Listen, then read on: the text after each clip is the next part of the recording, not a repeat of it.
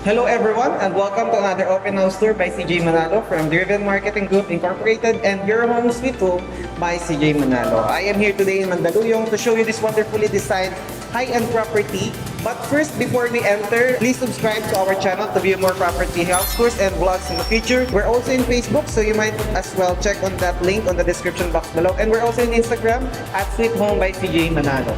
So we are here today in Mandaluyong. So as you can see, I am standing here in our two-car garage. So this is covered. You have here your ceiling. And in front of me, you have here your automatic gate. So upon entering, so this is pretty spacious.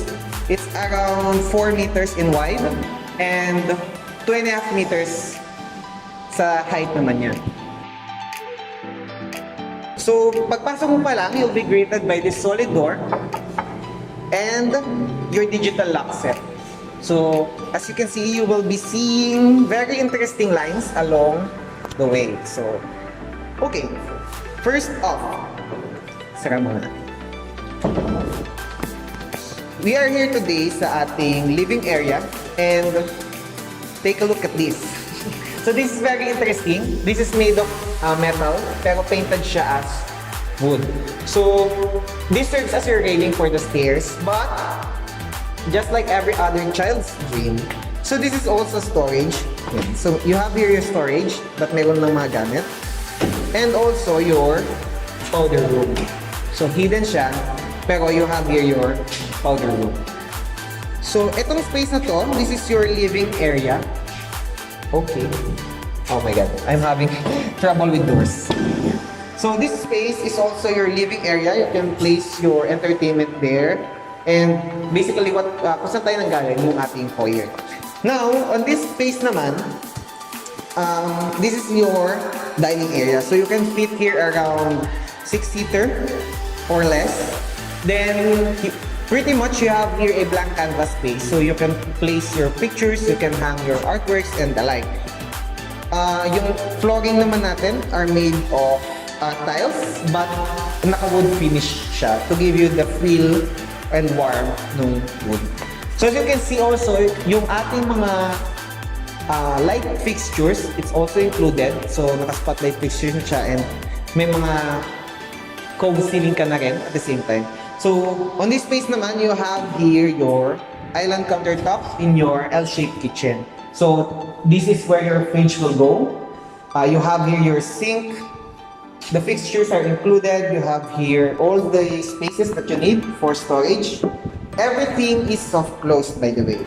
So soft closed silang lahat. Ganda na. So everything is soft closed.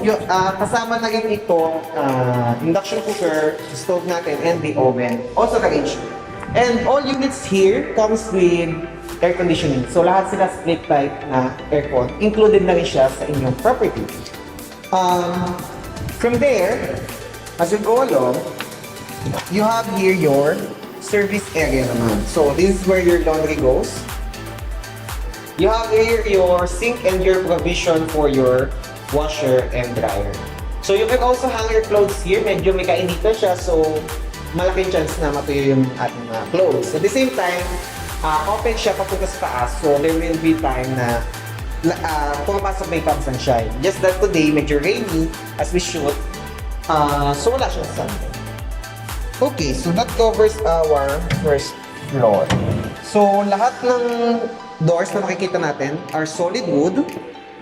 Ang ating mga cabinets are laminated wood naman. So okay, let's go to the second floor. So I'll be seeing you sa taas na. So upon reaching your second floor, so yung ating mga wood sa stairs are solid wood. So you have here your tempered glass and aluminum framing naman for your handles. Okay, so meron tayong two ways na pwede puntahan. It can be here, pero mauna muna tayo dito. So itong part na to, it serves as your air well. So dito, hindi siya bukas sa baba, pero bukas siya hanggang taas. So you can bring this down para hindi pasukan alikabok, just in case you needed some air coming into your unit. On this side, this door leads to your master's bedroom. So it's still a pretty spacious master's bedroom. You have here your provision for your bed, your entertainment over here, and of course, you have your own balcony. So, feeling ko mag-aano ulit yung light. Yeah. So, you have here your balcony overseeing your neighborhood. You have here also your tall ceiling na rin. And of course, the same material for your flooring, you have here tiles pero wood finish. Then on this side, you have here naman your walk-in closet. So this is your master's walk-in closet. It comes with all the storage that you need. So meron din siyang mga pull-off na for your clothes. Hindi ko na siya may baba. I don't know why. Pero naibababa yan. So hindi mo na kailangang akyatin sa taas. Then you have here your shelving, your cabinets. Everything are soft close as well. So you can place your clothes here, yung iba pa. Then your shoes naman, pwede naman dyan. Then upon entering pa, you have your master's toilet and bath. So your complete enclosed shower, your water closet, and your vanity. And sink.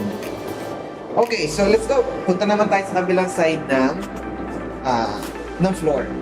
So if may nakikinig kayong tumutunog, this house is still under construction pa ng konti.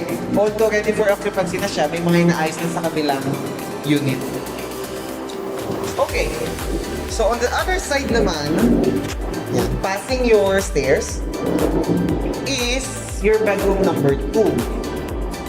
But personally, I prepared it to be your family hall. Kasi napaka-grand ng iyong doors. At the same time, you have here access for airwell also. So connected to dun sa service area sa baba. So you can also hang your clothes here. So mas mainit dito, syempre mas matutuyo siya. You have here your space for your entertainment. This is where your bed will go. And the reason why I said na mas preferred ko siya na maging family hall or family room is because of the ceiling. Diba? Napaka-interesting ng design niya. At the same time, cove ceiling na rin siya. And you can also use this as a bedroom, although it is purposely used as a bedroom since you have here your ensuite toilet and bath. So you have there your sink, your water closet, and your enclosed shower. Aside doon, the reason why mas maganda siyang gawin what do you call this? Family hall is because of these doors. So as you can see, yung mga gatong klase ng door, mga swing type, it can open on any side. Pwede siyang papasok, pwede siyang palabas. Best ito, in case of emergency, hindi mo kailangan mataganta para mag-pull ng door. So you can actually push it sa kahit anong way na pwede. So next, let's go to the third floor. So, upon reaching your third floor, supposedly dito located yung inyong family hall. However, I think hindi na siya kakasya for a family hall. Mas magandang hallway na lang siya and other stuff na pwedeng pagkakitan. Also, you have here your airwell, katulad nung nasa second floor. Then, you have here your helper's room. So, dito yung kanyang bed. Aside doon, since may helper's room tayo dito, we also have here a common toilet and bath. Yan. So, you have here your sink, your water closet, and on the side, your shower. Hi. Okay, on this side of the unit, of the hall, you have your bedroom number 2 or it can be bedroom number 3, depending on what you want to do in the second bedroom below. Ito yung nasa taas ng ating master's bed. So, same space lang din sila, same ng laki. You also have here your balcony. Labas tayo. Try na. Yes, it's open. It's a bit rainy, so you have here your full view of your neighborhood. So, you also have here your greeneries. Yan, kasama na rin. So, just like the one in house tour number 1, you also have a system there para push up a button lang. Nakapagdirig ka na. And kung nasa Seramil ngayon, is your fire exit as well. So, pretty spacious balcony. So, same din sila ng balcony size sa master's bedroom.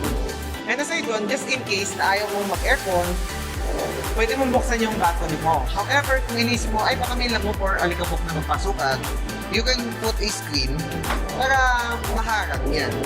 So, that way, papasok pa rin yung hangin at yung liwanag, pero hindi papasok ang insekto at ang dumi. So, nafe-filter out niya. So, that's a plus side, diba? Sira muna natin. Okay. So, tulad ng house tour number 1, since they have the same developer, you also have here your USB na mga saksakan. So, it's not just a socket, you also have a USB para. Then, you have here your ensuite toilet and bath with its own walk-in closet. So, more likely, para siyang junior master suite. Diba? Para siyang junior master suite. So, you also have here itong shelving, itong rod natin. Na hindi ko maibaba kanina pa. I'm trying, pero hindi ka talaga magawa. Baka mess up ito. Then you have here your sink and your water closet, your enclosed shower.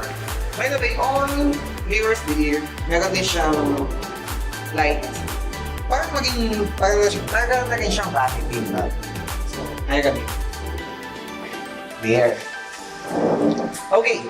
On the other side naman ng third floor, saka muna natin. On the other side of the 2nd floor, we have bedroom number 4. So, passing your hall, you have bedroom number 4. So, this is a more typical bedroom. You will be placing here your bed, you have your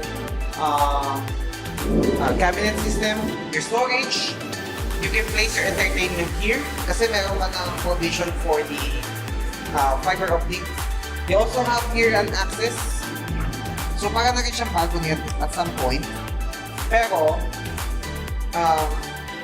medyo mainit lang siya kasi nasa baba yung maintenance for your aircon. Pero you can still use this if you want. You can hang your clothes here. Ito ang sunlight, nasa taas na natin. So, very maliwanag siya. You also have there your fire exit, pababa. Hanggang ground floor na yun. Saka lang. Here. Also, this comes with its own toilet and bath.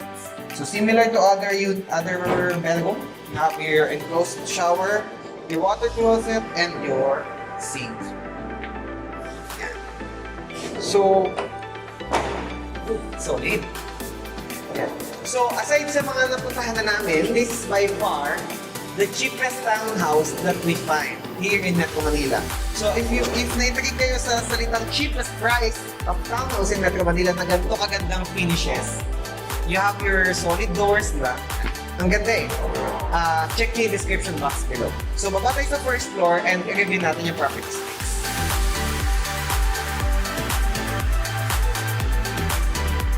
Okay, regarding the specs of the property, so you have 55 to 160 square meters of lot area.